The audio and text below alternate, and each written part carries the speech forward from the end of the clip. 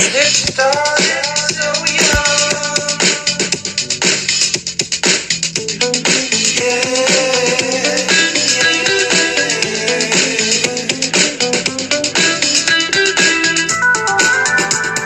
running around the block, naked and alone, hoping someone will see, so you can be ashamed for what's inside of you.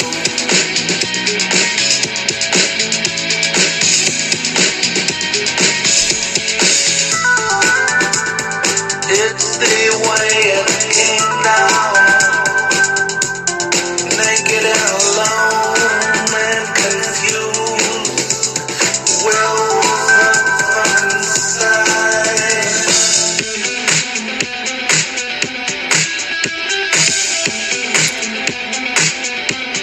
Nowhere to hide.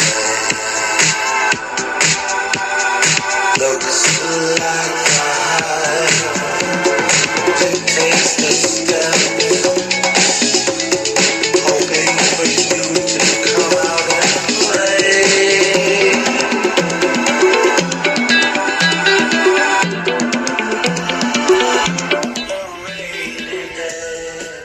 Hi everyone, that is Zeph Daniel music, available on iTunes, original music. Welcome to the Porthole to Justice, the window to the truth. I am your host, Amelia Duran, and I have a very special guest today, a very good friend of mine, Paula Flowe. She's the founder of The Hitting Stops Here. You can go to her website, thehittingstopshere.com. She's also a teacher.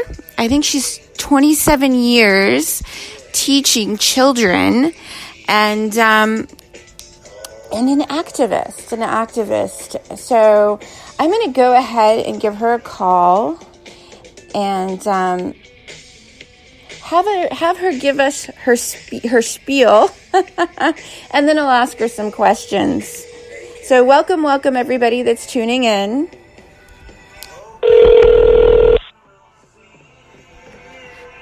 Hello. Hi. Hi, Amelia. Welcome to the Porthole to Justice. Thank you for having me on. I'm very honored to be here and excited to share information that can help our little ones and our teenagers. Yeah, thank you so much for coming on the show. You know, I really want to educate the listeners about your activism and your website. So do you want to go ahead and tell us about that? Sure. Well, first of all, the campaign that I lead is called The Hitting Stops Here. And I started this in 2006 upon first time witnessing a teacher hitting a child. And my becoming so alarmed that I actually spent the next 9 months trying to have that teacher spoken to, and it was in the process of that venture that led me to find out that what I witnessed is actually legal in our schools even today. And once I realized that this was something legal, as I said, I started this campaign, and I intend on continuing with it until this legalized child abuse becomes illegal in our schools. Awesome. So how long have you been a teacher? I started teaching in 1980, so it's been a long time. I'm coming up to my 20th anniversary. I started teaching in January 1980, and here we are entering 2020, so I'm like, oh my gosh. So I've been a teacher for 40 years now, and I love students. As a matter of fact, I may be having this become my last year of teaching, and I started in New York City, in the South Bronx, and in Forest Hills, teaching high school, and I'm ending here in the state of Nevada teaching kindergarten. So it's a nice change, and I'm looking forward to the little ones for school year 2019-20. Yeah. How many different schools have you taught at? You know what? I've actually moved a lot. I've taught in Hawaii. I've taught high school in Hawaii. I've taught on Hawaiian homesteads where you have to be, a large percentage of being Hawaiian. I've taught in Florida. I've taught in, I've been in Washington, D.C. a little bit, led some classes, led some workshops, Arizona as well.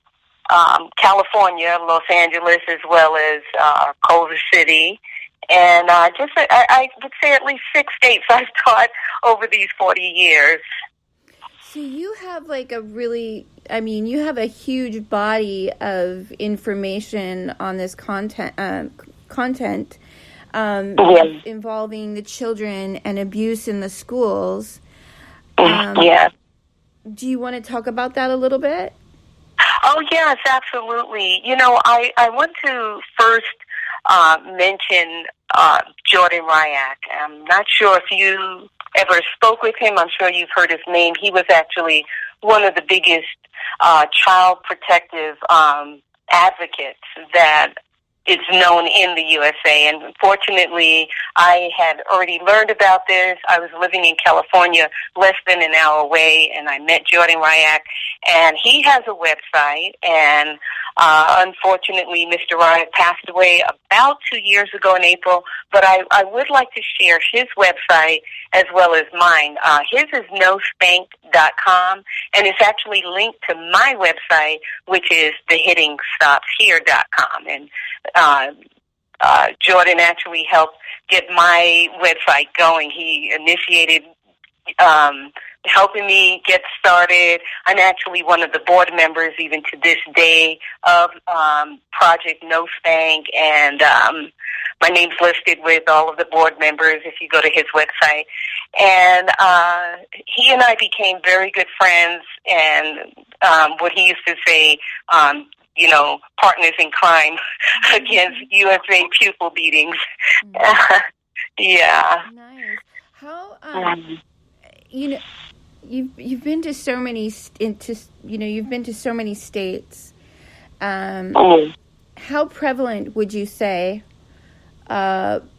is the abuse within the schools, and in any specific incidences that have really made an impression on you as an activist?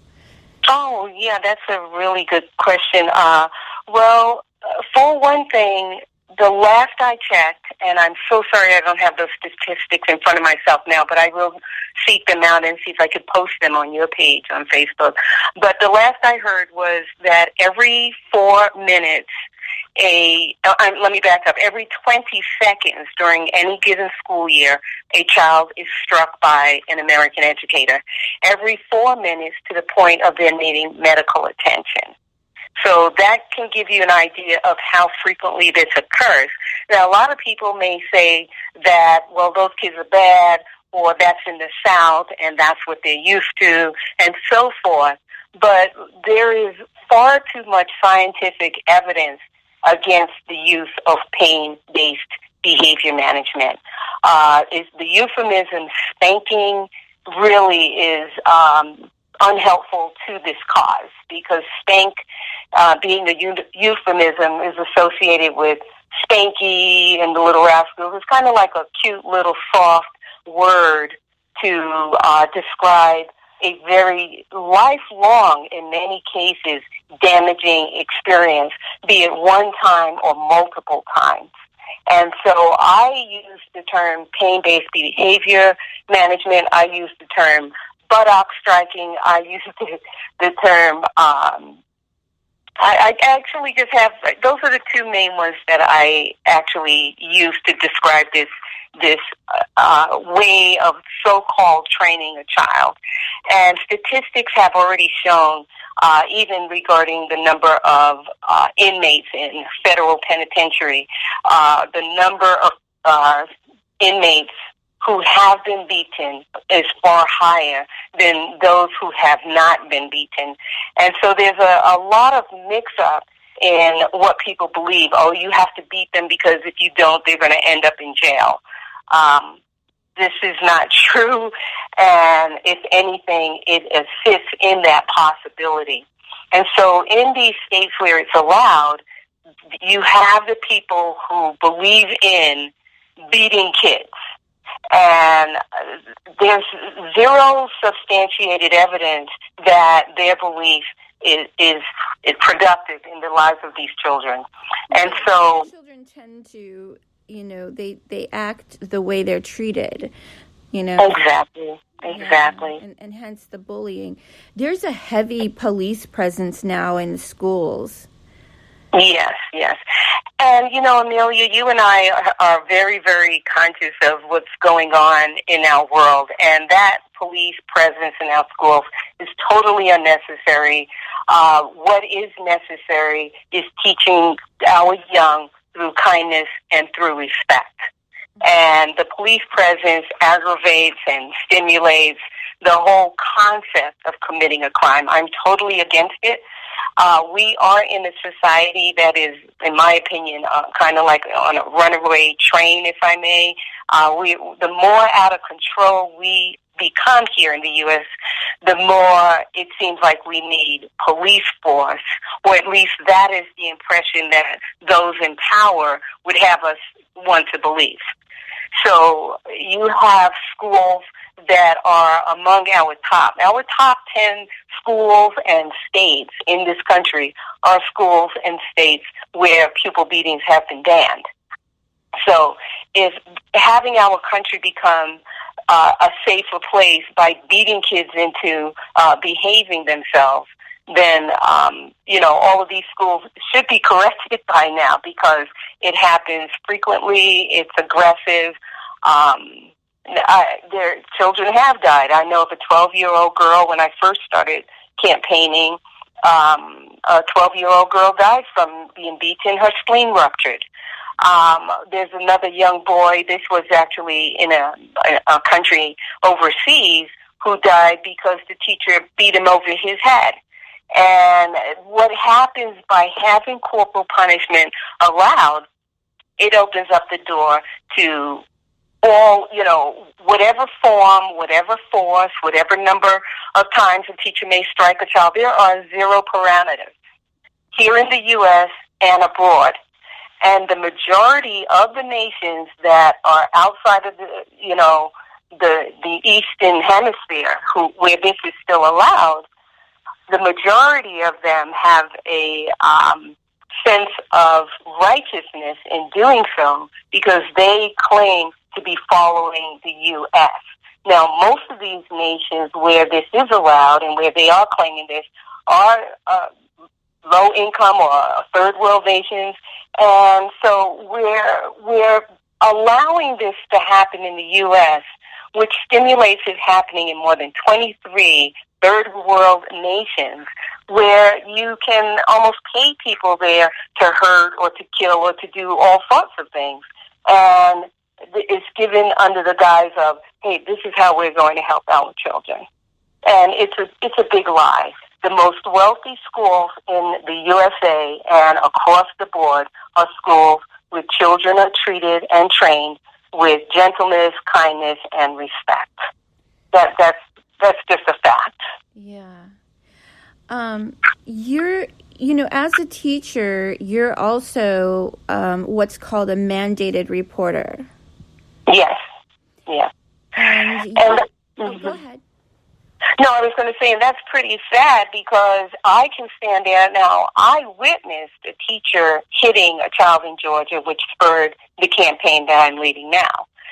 And mandated reporter or not, nothing happened to the teacher who took the palm of her hand to hit a fifth grader in his head because he didn't do his reading homework or his spelling homework the night before. And while I was in that room, I requested taking him to the library to test his reading level because he was really sad. I mean, she embarrassed him in front of the class, took her hand, hit him in his head, and that was because he didn't do his homework, and I tested him. He was unable to read those words. He was a special ed boy. She had given him fifth grade words, and